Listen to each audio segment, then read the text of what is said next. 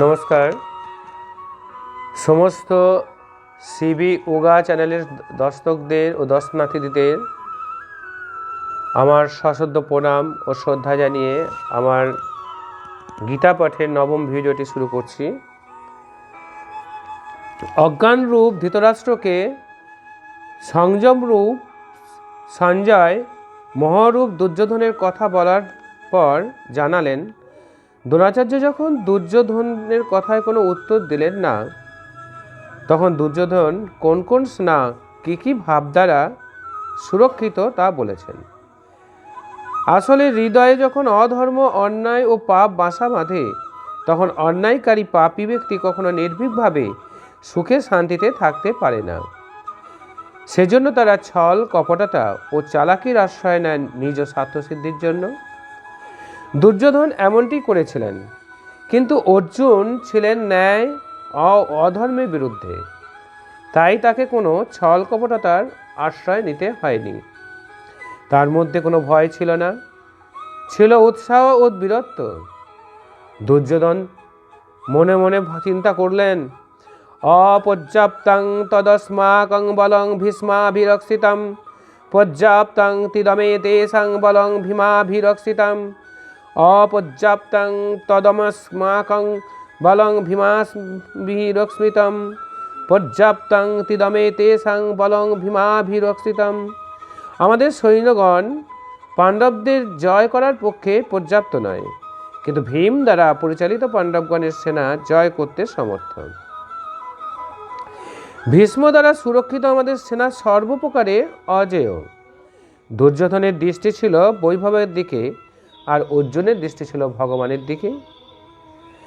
যিনি ভগবানের শরণাপন্ন হন তার হৃদয় অত্যন্ত বলশালী, আর ভগবানের প্রতি যার মোহ থাকে না, জাগতিক বৈভবের দিকে, সম্পদের দিকে মোহ থাকে, তার হৃদয় দুর্বল হয়। কারণ ভগবানের বলই সত্যকার বল, জাগতিক বল ক্ষণস্থায়ী। সেজন্য অর্জুন ভগবানের শরণাপন্ন হয়েছিলেন। মহাভারতের উদ্যোগ পর্বে 7ম অধ্যায়ে 21 নম্বর শ্লোকে আমরা দেখি, এব মুক্তস্তু কৃষ্ণেন কুন্তিপুত্র যো ধনঞ্জয় অযুদ্ধমানং সংগ্রামে বরয়ামাস কেশবম।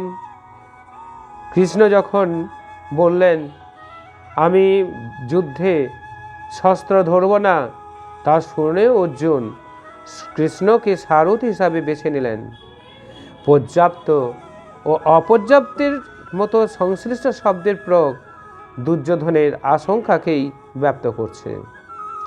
অতএব দেখতে হবে ভীষ্ম কোন সত্তা যার উপর কৌরব নির্ভরশীল, ভীম কোন সত্তা যার উপর অর্থাৎ দৈবী সম্পদের উপর পাণ্ডব নির্ভরশীল। দুর্যোধন এবার নিজের সুব্যবস্থার জন্য নির্দেশ দিলেন। পিতামহ ভীষ্মকে প্রসন্ন করার জন্য বললেন, অয়নেষু চ সর্বেষু যথা ভাগমবস্থিতঃ ভীষ্মমেবাভিরক্ষन्तু ভবন্তু সর্ব এব হি। অয়নেষু চ সর্বেষু যথা ভাগমবস্থিতঃ ভীষ্মমেবাভিরক্ষन्तু ভবন্ত সর্ব এব হি। এক্ষণে আমরা সকলেই বুহ সমূহের প্রবেশদ্বারে স্থানে অবস্থিত হয়ে পিতামহ ভীষ্মকে সকল দিক থেকে রক্ষা করুন। যদি ভীষ্ম জীবিত থাকেন তাহলে আমরা অজেয়। সেজন্য আপনারা সকলে পাণ্ডব গণের সঙ্গে যুদ্ধ না করেই কেবল ভীষ্মকেই রক্ষা করুন। কেমন যোদ্ধা ছিলেন ভীষ্ম, যিনি স্বয়ং নিজেকে রক্ষা করতে অক্ষম। আপাতদৃষ্টিতে ভীষ্ম শ্রীখণ্ডীর উপর অস্ত্রাঘাত করবেন না, কারণ শ্রীখণ্ডী পূর্বজন্মে নারী ছিলেন। এ জন্মে প্রথমে নারী ছিলেন, পরে পুরুষ হয়েছিলেন। এই শ্রীখণ্ডী শিবের বরে ভীষ্মকে বধ করার জন্যই জন্মগ্রহণ করেছেন, কিন্তু এটা কোনো বাহ্য যুদ্ধ নয়, ভৌমই ভীষ্ম। যতক্ষণ ভৌম বিদ্যমান ততক্ষণ বিজাতীয় প্রবৃত্তিগুলি অর্থাৎ কৌরব অজেয়। অজেয় শব্দের অর্থ এই নয় যে অজেয়কে জয় করা যায় না। অজেয়ের অর্থ হলো দুর্জয়, একে জয় করা কষ্ট। যখন ভ্রম মিটে যায় তখন অবিদ্যা ও তিক্ততে বিহীন হয়ে পড়ে। মোহ ইত্যাদি যা কিছু আংশিক পরিমাণে টিকে থাকে তা শীঘ্রই শেষ হয়।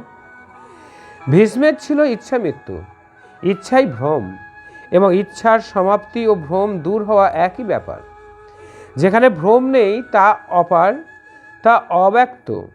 এই দেহের জন্মের কারণ ইচ্ছা, ইচ্ছাই মায়া, ইচ্ছাই জগতের উৎপত্তির কারণ।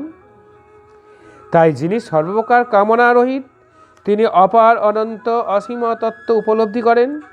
যিনি কামনা রহিত আত্মাতে স্থির আত্মস্বরূপ, তার কখনো পতন হয় না, তিনি ব্রহ্মতে একীভূত হন। সাধনের আরম্ভে ইচ্ছাগুলি অনন্ত হয়। এই অনন্ত ইচ্ছাগুলি শেষ হতে হতে অবশেষে পরমাত্মা প্রাপ্তির শেষ ইচ্ছা বাকি থাকে। যখন এই ইচ্ছা পূর্ণ হয় তখন ইচ্ছার বিলুপ্তি ঘটে। যদি এর থেকেও শ্রেষ্ঠ কোনো বস্তুর অস্তিত্ব থাকতো তাহলে তা লাভ করার ইচ্ছা অবশ্যই জেগে উঠত। যখন এর চেয়ে শ্রেষ্ঠ কিছু নেই তখন ইচ্ছাও সমূলে বিনষ্ট হয় এবং ইচ্ছা বিলুপ্তির সঙ্গে সঙ্গে ভ্রমও নাশ হয়। একে ভীষ্মের ইচ্ছা মৃত্যু বলে। এইভাবে ভীষ্ম দ্বারা সুরক্ষিত আমাদের সেনা সর্বপ্রকারে অজেয়। যতক্ষণ ভ্রম দূর না হয় ততক্ষণ অবিদ্যা সক্রিয় থাকে। ভ্রম দূর হলে অবিদ্যা ক্রিয়াহীন হয়ে যায়। ভীম দ্বারা পরিচালিত এদের সেনাকে জয় করা সহজ। ভাবরূপী ভীম, ভাবই বিদ্যাতে দেব, ভাবে সেই ক্ষমতা আছে যা অবিদিত পরমাত্মাতে প্রত্যক্ষ করতে সাহায্য করে।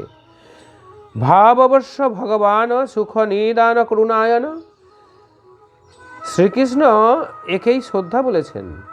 ভাবের সাহায্যে ভগবানকে বশ করা সম্ভব। এর দ্বারাই পুণ্যময় প্রবৃত্তি সমূহের বিনাশ হয়। এই ভাব পুণ্যের সংরক্ষক এবং এত বলবান যে পরমদেব পরমাত্মাকে অগোচর এনে দেয়। অন্যদিকে অতি কোমল ও আজকের ভাব কাল অভাবে বদলাতে দেরি হওয়া লাগে না। আজ আপনি বলছেন মহারাজজি খুব ভালো, কাল হয়তো বলবেন না আমি দেখেছি মহারাজজি ক্ষীর খান। তৃণভোজীদেরও কাম তাড়না দেয়। যারা দুধ মালাই খান ঈশ্বর তাদেরই স্মরণ দেন। ইষ্টের আচরণে লেশ মাত্র ত্রুটিবোধ বলে ভাব টলে ওঠে। পুণ্যময় প্রবৃত্তি সমূহ বিচলিত হয়। ইষ্টের সঙ্গে যে সম্বন্ধ তা ছিন্ন হয়।